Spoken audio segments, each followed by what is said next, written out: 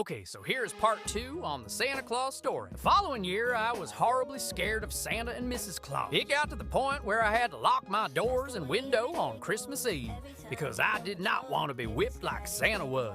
In the next 3 years, I stayed traumatized on what I saw until my parents asked to sit down with me. I looked at them drained with exhaust and listened to what they had to say. They told me that we were going to see Santa Claus and Mrs. Claus and take a photo. I felt like there was a snake in my boot, and I started throwing a tantrum and screaming on the top of my lungs. I told my mom and dad to not take me to see Santa because he's a bad man who likes feasting on the presents of naughty children. They looked at each other and laughed at me. My dad then asked, "You still remember what happened that night?"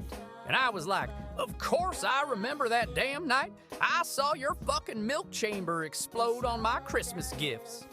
And I'm sure that's why Christmas stunk like 10 cans of Bounce That Ace." And my mom then tells me that Santa and Mrs. Claus was fake and that they were only role-playing. Tears form in my eyes and I run to my room trying to process what I just heard. Then my parents creak open my bedroom door. They were holding the costumes that they wore that night.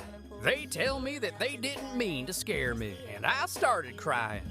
They finally tell me that I don't have to see Santa or Mrs. Claus if I don't want to, and then they leave my room. I was paralyzed and traumatized about what I just seen. But the Christmas after that, I forgave my parents and I started healing with my trauma. But I can still hear Mrs. Claus whip hit Santa's milk chamber in the back of my mind.